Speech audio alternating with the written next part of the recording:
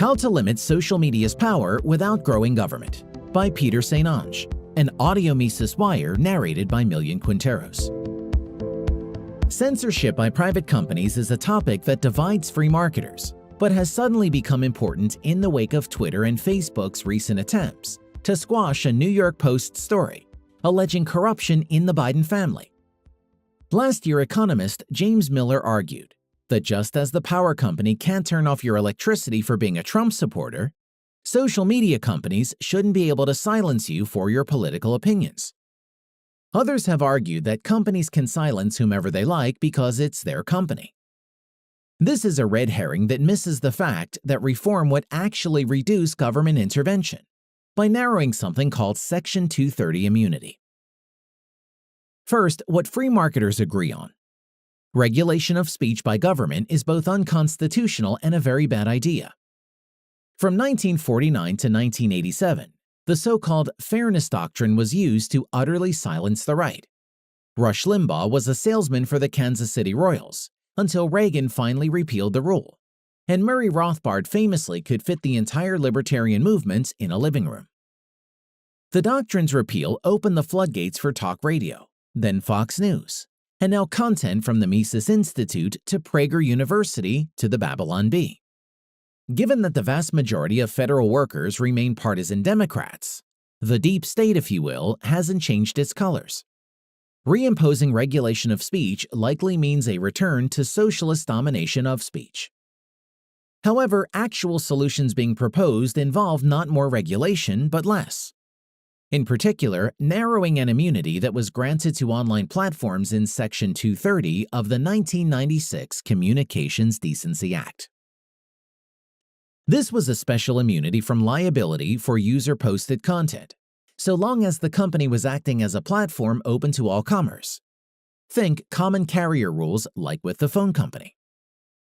Ironically, an original selling point of Section 230 was to prevent censorship by creating a safe harbor, so companies could let people express themselves online. And that's how Section 230 worked for the first 20 years, on the understanding that active censorship would convert an online platform into a publisher with the same liability exposure as, say, a newspaper. From a business perspective, this platform-publisher distinction was existential for social media companies. Because liability exposure would mean either ruinous lawsuits for crazy things users say, or it would require an army of content moderating lawyers to meticulously pre-approve the 500 million tweets per day that are sent on Twitter.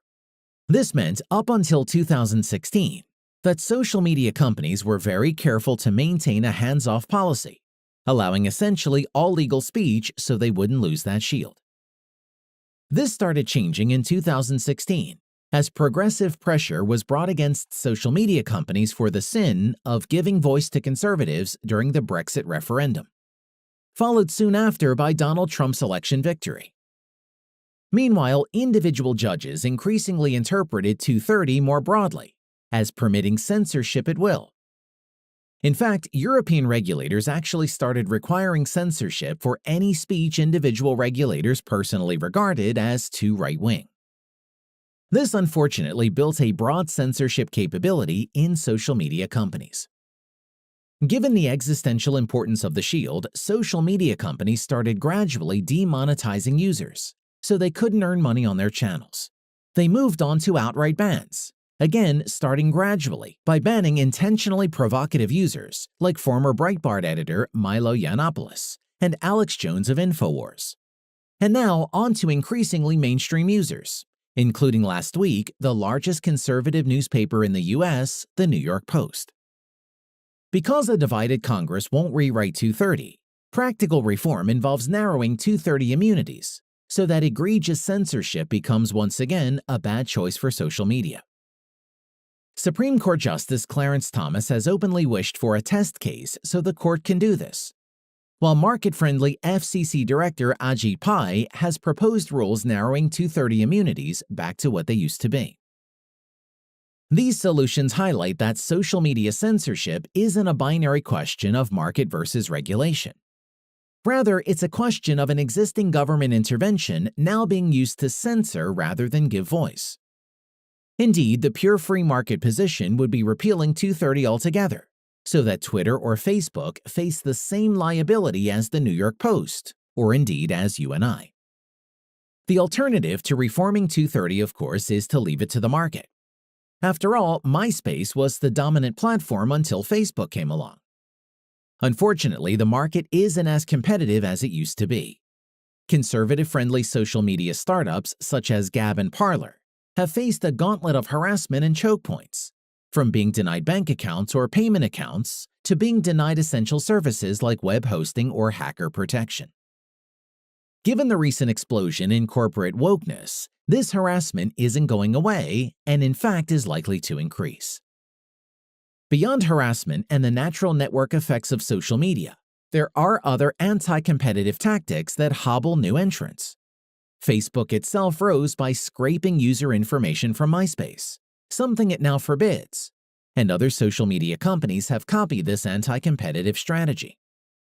Meanwhile, Facebook in particular buys promising competitors like Instagram or WhatsApp, essentially buying an insurance policy against future competition.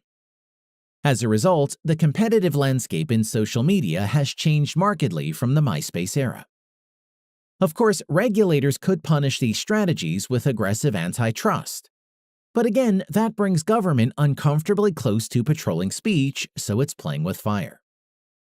At this point, there is broad consensus that censorship is problematic, not only among libertarians and conservatives. Fully 76% of Americans think tech has too much influence on political discourse.